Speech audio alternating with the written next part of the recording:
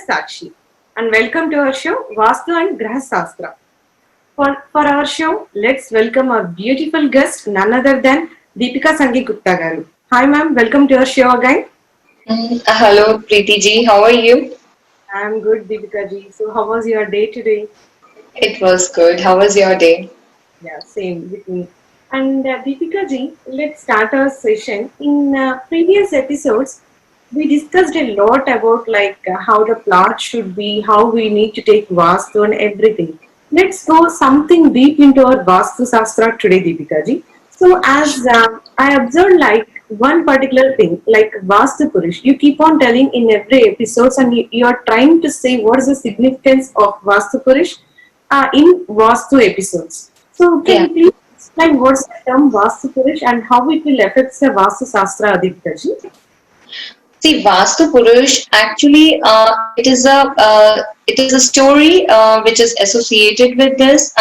See, according to Matsya Puran or any other Vastu scripture, if we pick, so a little bit of stories here and there in different scriptures, but which I feel more connected is in Matsya Puran. So it says that once there was a war between the demons, the evils, and the Devtas, and from Devta's side, Lord Shiva was fighting, and from demon's side, Andakasur was fighting, and Lord Shiva and Andakasur, they both were doing actually wrestling. So while doing that wrestling, they both start sweating, and those drops of the sweat fallen on the earth. So when those drops were fallen on the earth, it again created an energy field which is called the Vastu Purusha. So when that Vastu Purusha, and it is in a form of a human being only. So the demons and the Devtas, they stopped fighting at that point because they all got confused. As it has the drops of Lord Shiva, so demons thought it is again one new Devta born. And because it was having the drops of Andakasur too, so the demons thought that so the Devtas thought that it is again one of the demon born.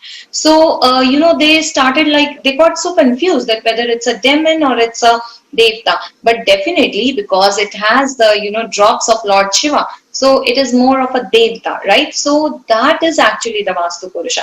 But again, it was a huge confusion that whether he will be considered in the Kali Yuga as Devta or demon. So the Brahmaji adopted him, and because Brahmaji adopted him, so he became a Dev. And then Brahmaji gave him the blessing that he will be worshipped in each and every household. And once we create the boundaries of any land, then the Vastu Purusha will automatically get activated over there. And then Brahmaji also blessed him that if some family will, if some family will preach him, will worship him, then the Devtas will definitely bless that family. And if the family is not going to worship him, not going to, consider him, his principles and everything, then the Asurs, the demons, evils, they will create problems for the family, because Vastu Purusha has the sweat of both Andakasur and Lord Shiva. So it is a mixed energy field. So there are 45 energy fields in this Vastu Purusha, where 33 are Devtas and the remaining are the demons. So this is actually the Vastu Purusha, and his So, head is in the northeast and his legs are in the southwest. okay. In other words, anything that we can consider devatas are related to the positive vibrations to the house, and demons will be related to the negative vibrations in the house. And thanks a lot for explaining the beautiful story, Deepika ji. Thank And you. the Vastu Purush, is Vastu Purush related to the elements? So, can you explain about the relationship between the five elements to the Vastu Purush, Deepika ji? Yeah, see, actually, the elemental theory is definitely connected deep with the Vastu Purusha. See, there are two things. When we say, all the energy fields are what? Shiv and Shakti, right? The male and the female, the masculine energy and the feminine energy. This is what the Lord Shiva is all about, and he's, running the all the energies around the earth. So there is one Purush and one Prakriti. So Purush is what? In Purush is something who cannot change, and Prakriti is something who is changeable. And that is why, see, Prakriti, the feminine energy, after marriage, they go to the Purush house because Purush cannot change. Okay. similarly, in a household, the purush, which is not changeable, are the beams, okay, are the pillars in the house, are the walls in the house, which cannot be changed. And the prakriti, which can be changed, is the interior of the house, is the paints on the wall. So any house is not completed, again, any energy, house, whatever you say, is not completed without purush and prakriti. Again, the purush does not has any beauty. When the prakriti adds to it, then it adds to the beauty, right? So see, in the household also, like, you cannot have the beauty with the four walls and the pillars until and unless you get the walls painted, you do the interior of the house. So again, purush and prakriti makes the combination. As I said in my see the story, that there are 33 types, 33 devtas. So these 33 are the which we say in the Hinduism, 33 types of God. 33 crore Devi Devta. So it is not 33 crore, it is 33 koti. Koti means types. And every Devta has his own energy field, and every Devta has his own elemental theory. So, like when we do the dissect of all these things, then we see there are many, like 45, I'm talking, 45 energy fields. They all have their own elemental theory. So if we place, this balancing of some elements, if we do at any energy field, then that devta get disturbed and that devta starts giving you negative results. Let's say Jayant is one devta, okay? It is in the east side, okay, and it is related to like your social connectivity and everything. And now if Jayant gets disturbed in the elemental theory, then you won't be getting that social connection, or you won't be getting benefits from the social connection. And see, like the politicians, they really need that social connection. So Jayant is a very important energy field in any politician's house. So all these 45 Devi Devtas which resides on the Vastu Purush have their own elemental theory. And see, elements, they come from the earth only, and definitely earth gives the energy to any of the house.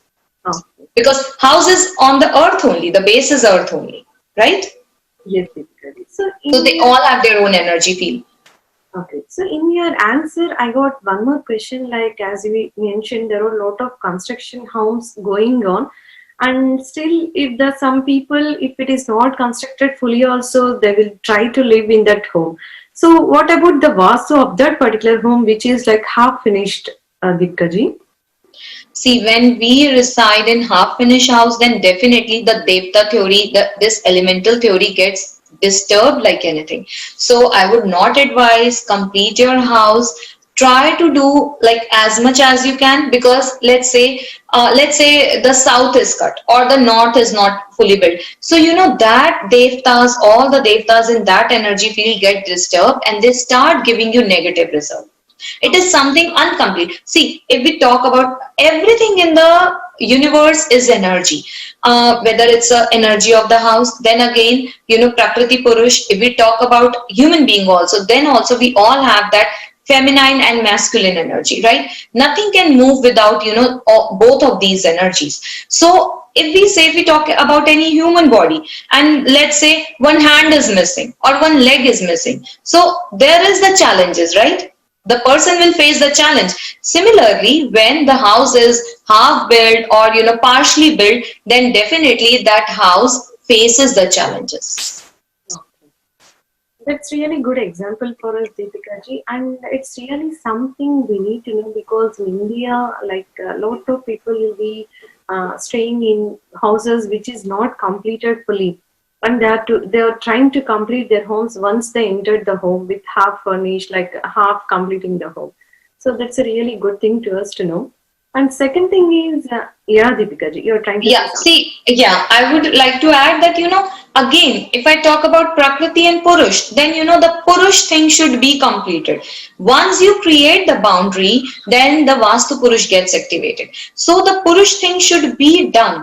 And then the Prakriti. See, Prakriti adds life to it. Prakriti adds beauty to the Purush. That is why, why the marriages are made. Like why we get married or something, because any Purush gets life when the Prakriti is added to it.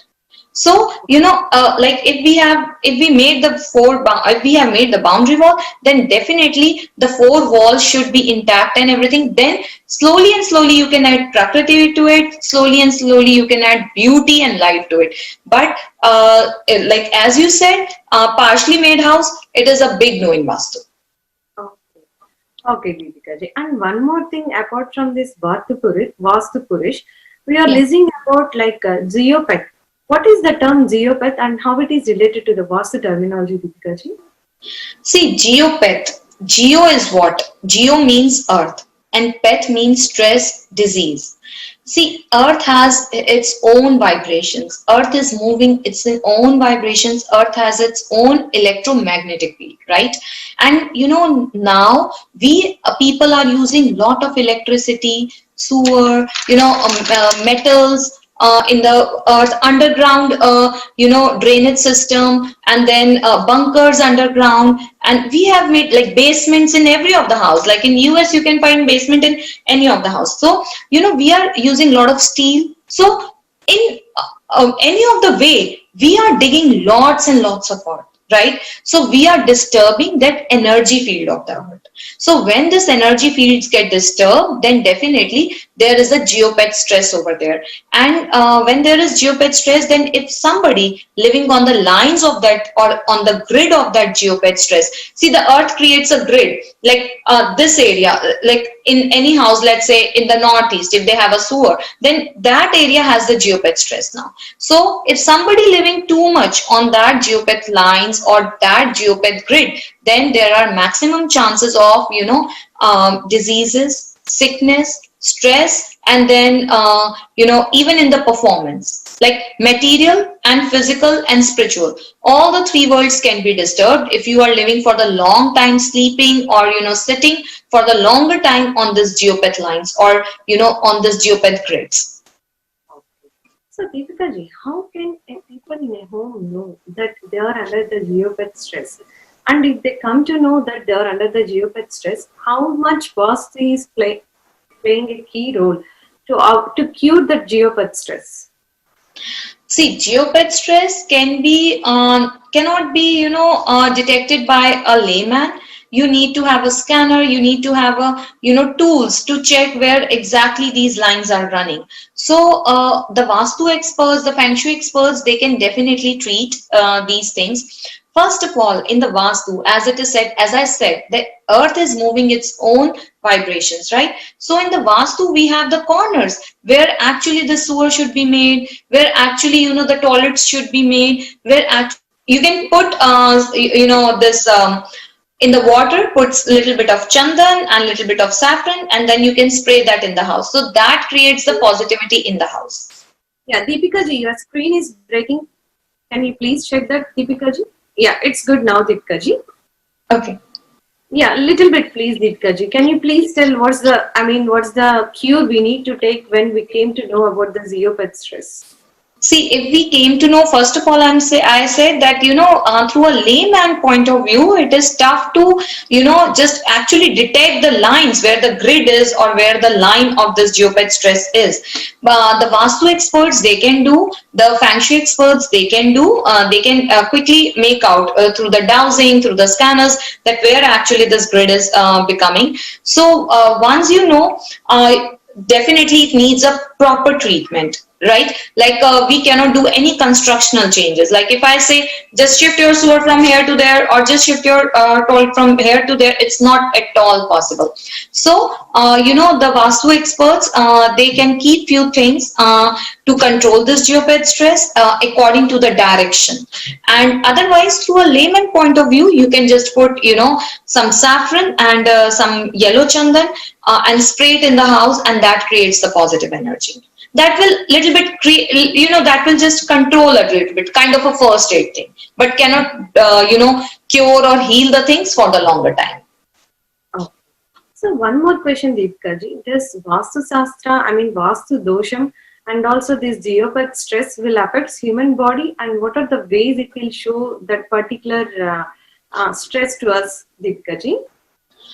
Yes, see, Vastu Shastra is actually, it works on your subconscious mind. As I said that, there are 33 devtas, and they all create that 45 Devi Devtas energy field. They all have their one or the another attribute, right? Like as I said, Jayant is the energy in the east, so it helps you in connecting that social connections, gives you that social connection. So if Jayant is disturbed, it will not give you that social connection, or the person will have bad name in the society if Jayant is disturbed, right? So similarly, this geopet stress also deals with that only. So once, like if we control, if we balance all these Devi Devtas, then definitely the geopet stress automatically gets controlled.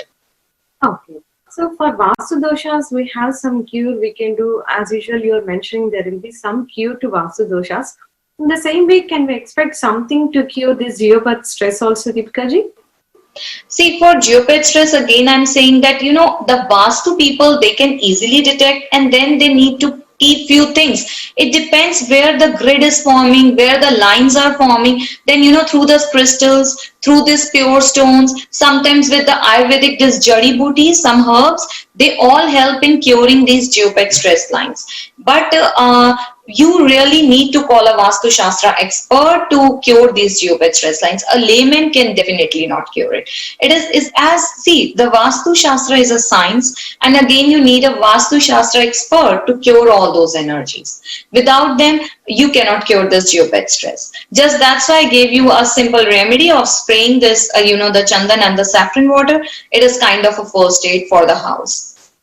For anything, yeah, the remedy is a must and should. For this Vastu Shastra, yes, absolutely cure is needed.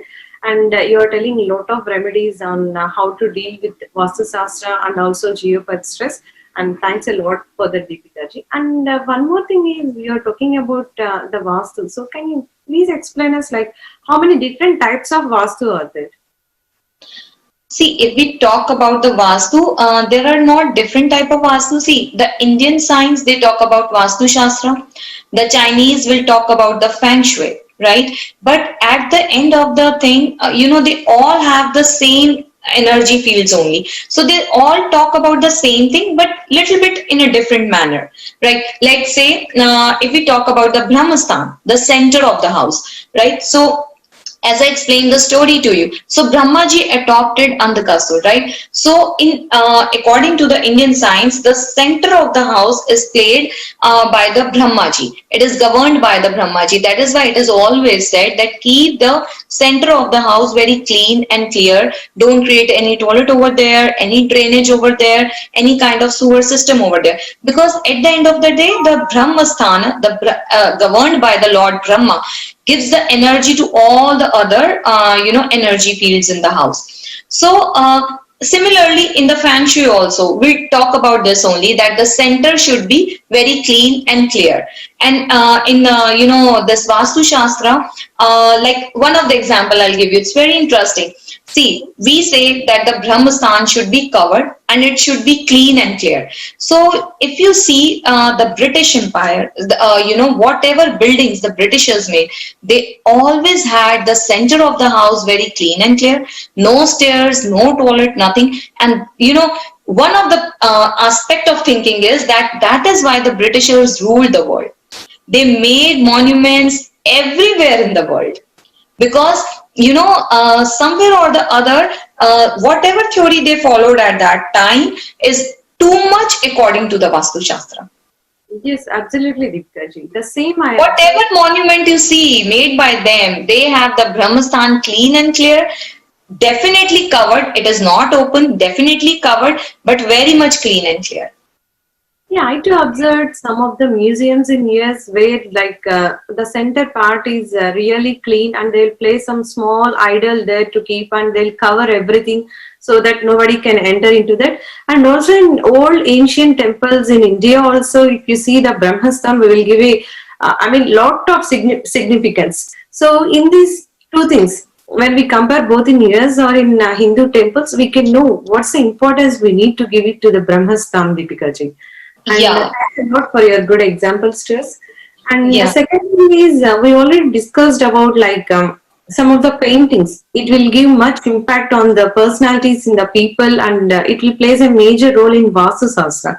So how do you recommend people while we are constructing a home or office, anything? So can we prefer the different colors of paintings, or you want it should be very uniform, or it should be like really plain colors which gives only the positive vibrations? Can you please explain something on that, Deepikaji? Yeah, see, paintings, as I said, the Vastu Shastra is deeply connected with your subconscious mind. It definitely works on the next level of energy field. See, whatever zone we talk about and whatever energy field is there, so that energy field definitely talks about, that attributes given to that zone. Okay, so if we talk about the paintings, so the paintings definitely play a lot of role on our subconscious mind. Never keep any paintings which is showing some kind of aggression, some kind of war, some kind of negative feelings or negative emotions. Like, like if some paintings like have the floral paintings are good. Some have some positive messages on them, so those paintings are good. Like if we talk about the eastern side of the southeast, right? So that is a zone which gives you a lot of anxiety, depression. So if the person spending a lot of time over there, so that person will definitely get into stress, and that person will never be able to make any complete decision or taking the decision at the right decision at the right time. If the person is spending too much time over there, let's say in a business thing, if the owner is sitting over there, he will never take the right decision at the right time. And then if we place some negative painting also over there, then again it is something like, making it more worse. So like eastern side of the southeast is a very negative zone of the house. Never keep the family photographs over there. Never keep your personal photographs over there. So whosoever photograph will be placed over there will go into stress and depression. So pictures plays a lot of important role, whether it's a family picture, some paintings, what kind and what attribute, in which attribute you are putting. East is the like social zone, and if you put the pictures or like something related to Mahabharat, something the war of the Mahabharat or something like that, then definitely you will have lot of arguments in your social connection. North is the zone of opportunities, right? And if you put some money related negative painting over there or something, sometimes people put very broken pieces of the painting, or even the this idols. What I see regularly in 100% of the houses in US especially, many idols of Lord Ganesha. So, if you're putting the wrong things in this zones, then definitely it's going to create obstacles in the human life. And as we have only 3 minutes left for our show, Deepika ji, can you please give us some tips to follow in the office? Because there is a lot of misassumptions, like the desk should face in this way, and our table should be there, and chair should face in this way. We have to sit in this way. So, is there any tips we need to follow when we are sitting in the office, Deepika ji? Okay, for office purpose, see, it depends what kind of a profession you are in. Like if you have something related to social connectivity, I would say that sit in the western side facing the east. If you are doing something related where you need to, govern, like you are the manager in the office or holding some special position, then sit in the south facing the north. Even if you are into something money transaction related things, then also either sit in the west facing east or north, or sit in the south facing the north. So it depends. If like we talk about the children for their studies, I would say that sit in the more the western side of the southwest facing the east. So it depends on what kind of a profession you are. Okay, so it's not like simply we are going with the Vastu for one particular topic. It depends on the members who is living there, and also depends on what profession they are in. And that's really a good point, Deepika ji. And Yeah. thanks a lot for your answers, for the good story we heard today. And let's meet with us in the next episode in really good topic, Deepika ji. Sure, Preeti ji. Thank Thank you. you. Thank you. Signing off, Preeti.